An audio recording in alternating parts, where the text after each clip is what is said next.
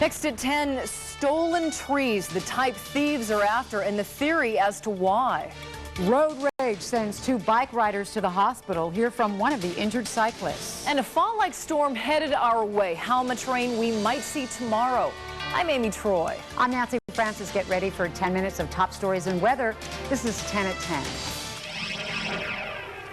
From KGW, where the news comes first, this is Northwest News Channel 8 at 10 on Portland's CW. We start tonight with a neighborhood alert in Washington County. Deputies want to find the men who climbed through a drive-through window and assaulted a McDonald's employee. This happened early this morning at the McDonald's at Cornell and Murray. Deputies say the attacker climbed through a window, demanded money of a female employee. The two fought, and he hit her in the head with something before getting through another drive-through window. Here's a description of the attacker. He's white, in his late 20s, stands about 5'3", has a medium build and blonde hair. He may have been in a purple or a gray Kia sedan with a white man in his 60s who has a gray beard and glasses. Authorities say a man shot himself tonight during a traffic stop. About 7, an Oregon State Police sergeant pulled the man over on Highway 22 near the Highway 99 junction in Polk County. OSP says the man then got out of the car and shot himself. He was taken to the hospital. It is unclear if he survived. Tonight, an injured cyclist is out of the hospital, but he still has the scars from what police are calling road rage. Tim Masney has a road rash on his face, back, arms, and legs. A car hit him yesterday in southeast Portland. Police say the car's driver, Johnny Eschweiler, got mad after a different cyclist kicked his car. Investigators say Eichweiler hit the first cyclist, then hit Masney. Eichweiler now is charged with 2 counts of attempted assault. Masney cannot believe anyone would strike a cyclist on purpose. It's wrong. I don't want this to happen to me. I don't want it to happen to anybody else. Masney's bike was totaled. He says he does not have the money to replace it. Investigators are checking the weather conditions at the time of a plane crash Thursday that killed 4 members of an Oregon family. It was a sightseeing plane that went down Thursday evening in Alaska. Eric and Christine Smith from Tualatin and their 3-year-old son Trevor died. So did Eric's stepfather, David Mayer. Mayer's wife, Mindy, and granddaughter Allison, they survived. They're both at a Seattle hospital. Mindy Mayer owns several McDonald's restaurants in the Portland area. She's known for her passion for helping the community. For me, mentally, losing a husband, a son, and a grandson just boggles my mind. The mental healing will take a long time.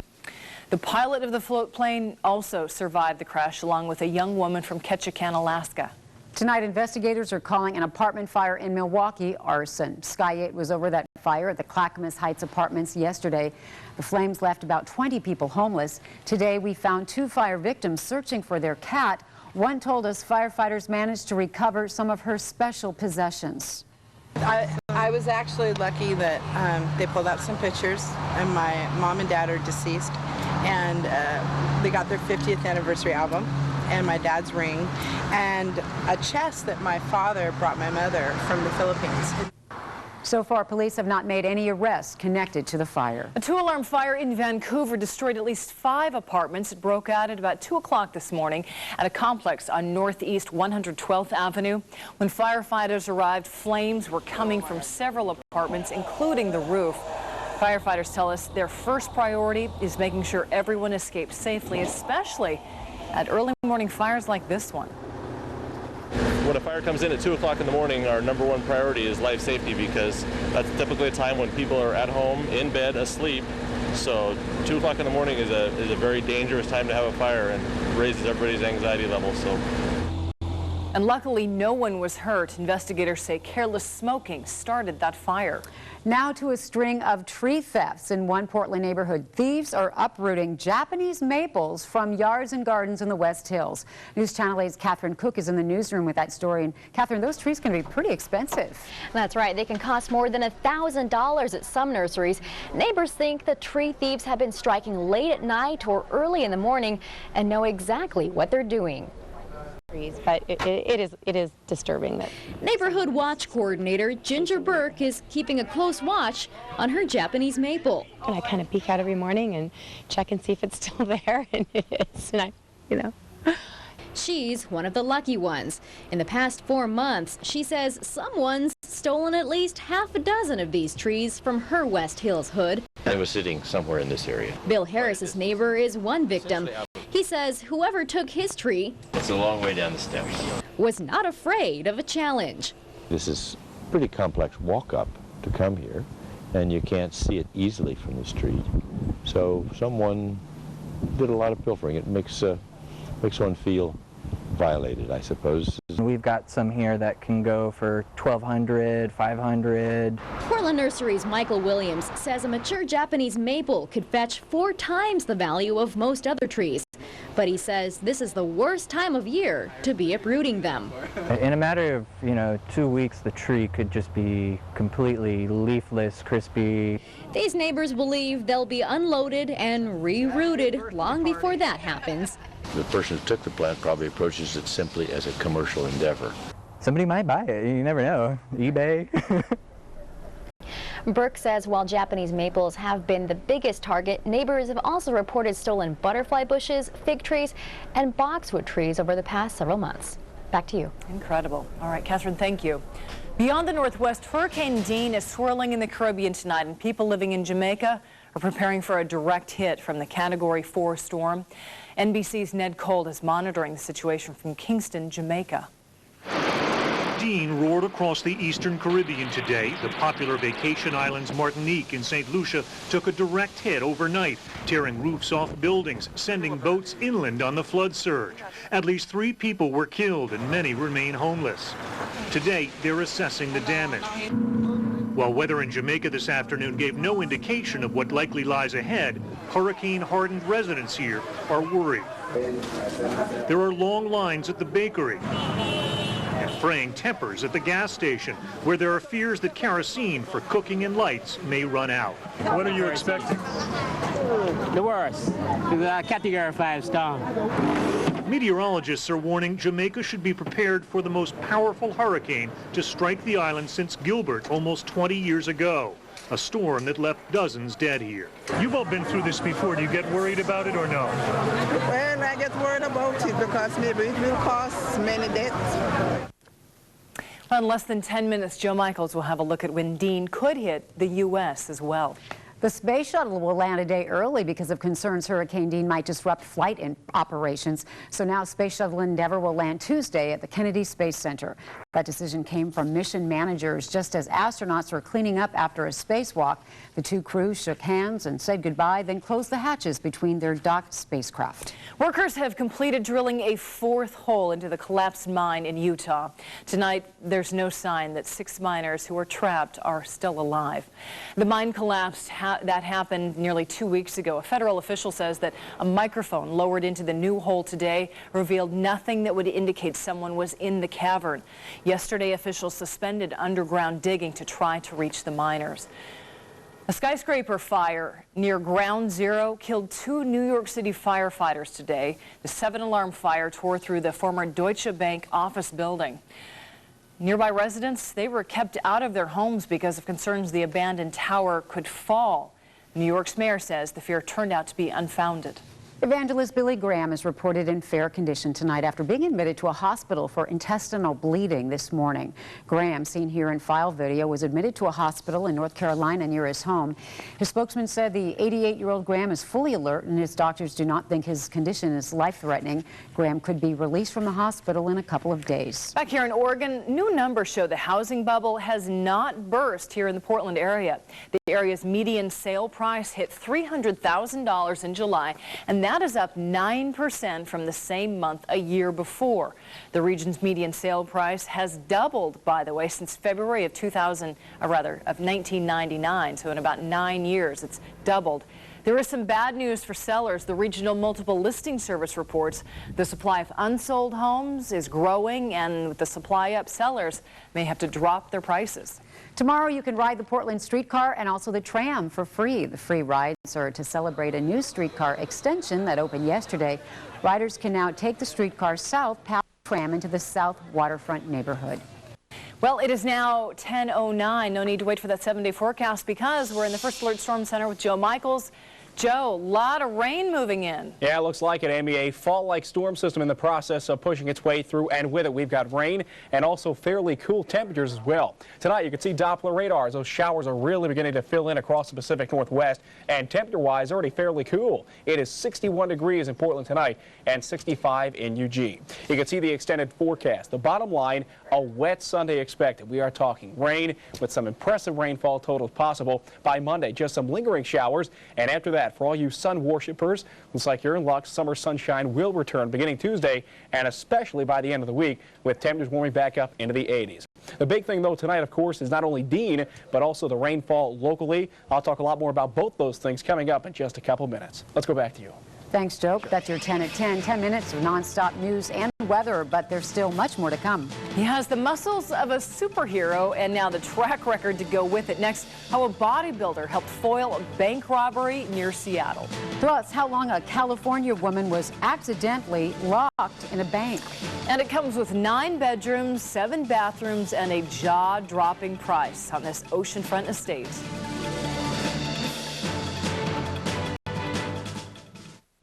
Same time and foiled the crime. Todd Jewell was with his wife at the bank in Linwood, Washington when a masked bank robber burst through the doors yesterday. And Jewell sized up the criminal. Here's Jewell, and he didn't see a gun with the criminal, so when the would-be robber lunged at the teller, Jewell surprised him from behind, and you can probably guess who won. He was about half my size. I guess he was. Jewell says he's a little sore after the confrontation, so he's taking a couple days off from the gym.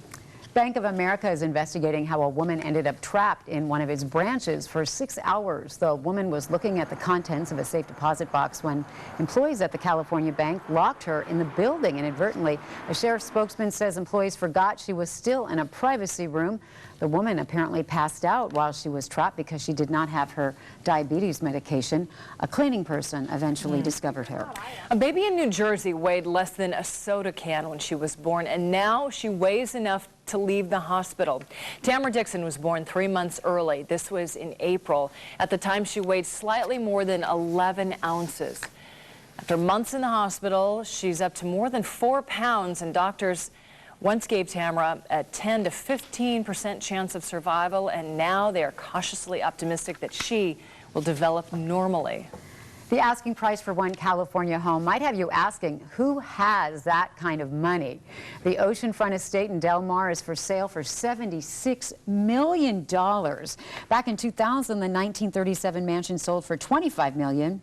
Do the math. The price has jumped more than $50 million in 7 years. The mansion has 9 bedrooms, 7 bathrooms, and a guest house. Boy, that's inflation. That is a lot of inflation. That's right up the Nancy Francis range there. Yeah. Cool couple of mil. Yeah, right. That's a lot of mil. Yeah, it's a lot of mil. All right, what's up with this lot of rain moving in? This is August. This is not late September. I know. It's feeling a lot like October. In fact, I looked at some of the numbers tonight. Yes. The forecast out there tomorrow just unbelievable. All these showers rolling in, and even tonight you can kind of see those showers beginning to push their way through. We'll show what we have temperature-wise this evening, and even tonight, if you were out on the town, so to speak, a couple of hours ago, a little bit breezy, a little bit cool, 61 degrees, the current temperature, and you can see some showers in the process of pushing their way through the westernmost portions of our viewing area.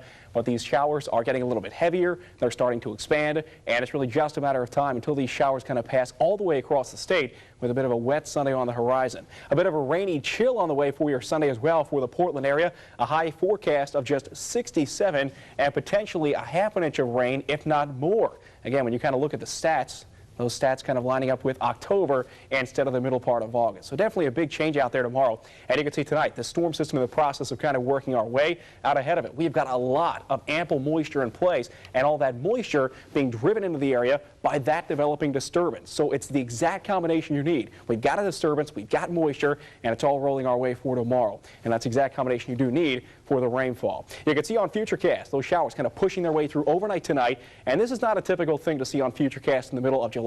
A wide swath of rain all pushing through. Again, that starts tonight, and then it kind of lingers for tomorrow. But you see by tomorrow afternoon, some of the rain is kind of out of the picture. So that's good. Some drying for tomorrow afternoon and some drying for the start of your week as well. We'll have some lingering clouds out there on Monday, but that should pretty much be it. Maybe a few hit or miss showers Monday, but nothing significant. Nothing like what we're expecting tomorrow, expected to linger into your Monday. In Instead, for the week ahead, summer actually starts to return. Our upper level flow becomes relatively calm, and that allows warmer conditions along with some sunshine to return back to the northwest. We're still tracking Hurricane Dean tonight as well, a very powerful hurricane, Category 4 storm. You can see right there, that's the island of Jamaica, and unfortunately, they are going to get a direct hit from this major storm as it rolls its way toward the west. Here's a bit of a wider picture. There's Hurricane Dean, here's the U.S., and there's the Gulf Coast. The current forecast track still keeps it south of the United States. You can see there, unfortunately, it is making its way over top of Jamaica by late in the day tomorrow. Then it rolls over top of the Yucatan Peninsula, temporarily weakens,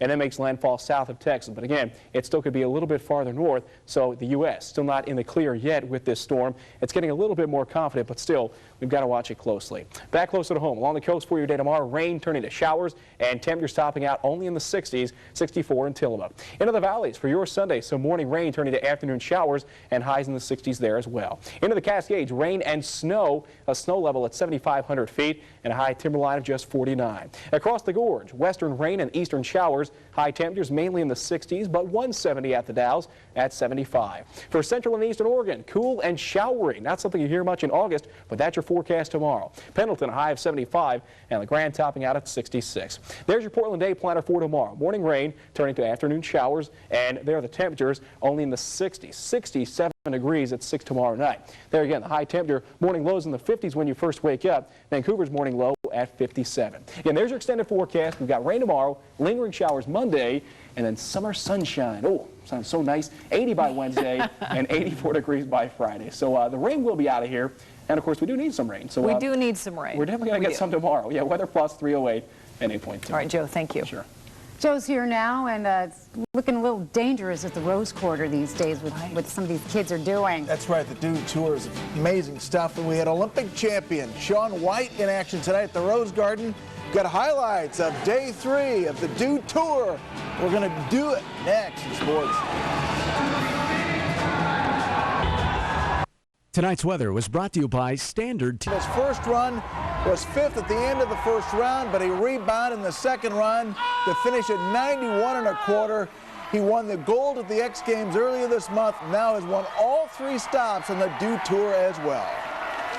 After you get that weight off your chest, you know what I mean? I had it for the 3rd run, and I knew it. I was just waiting, and it's just waiting. It's terrible. The minutes just go so slow. Tremendous finish in the BMX Park. 19-year-old Mike Spinner stole the show with his first Dude Tour win.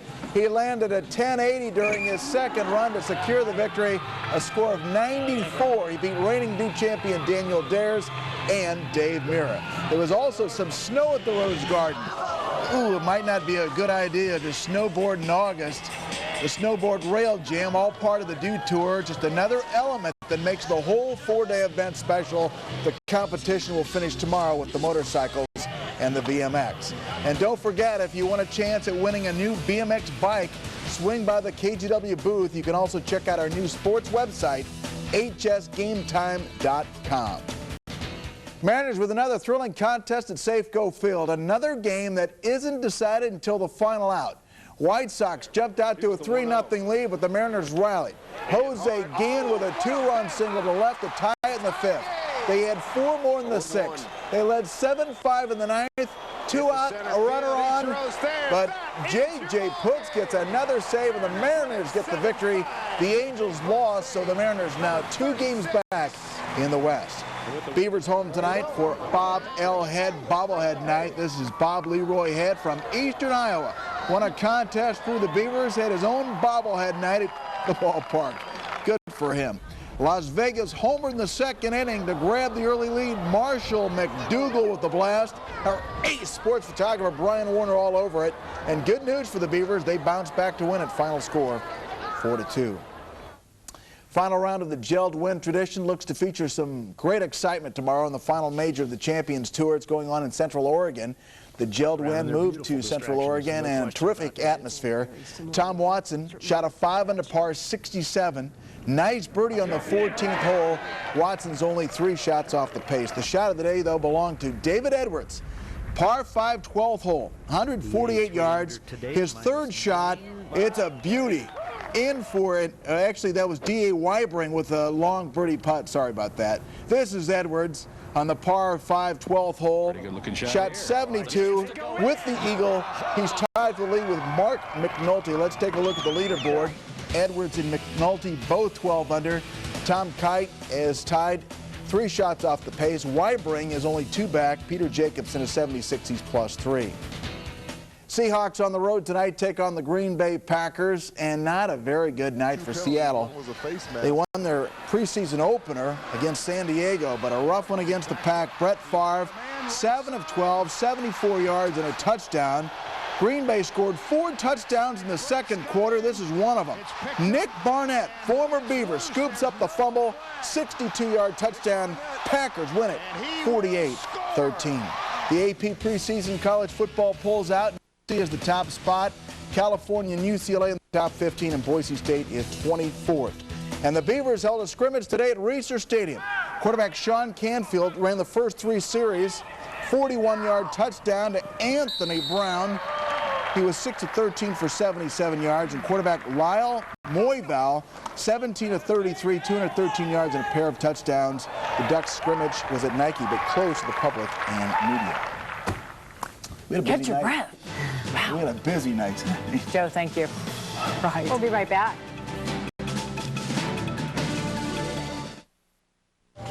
Process of filling in, and the bottom line is going to be a wet Sunday, although by tomorrow afternoon the rain will be starting to taper off. So for afternoon weddings, not awful, and then the sun shines back for the weekend. Well, rain's supposed to be good luck, I've heard. Yeah, so that's good too. Rain on your wedding day. Yeah. All right. Good night. Good night.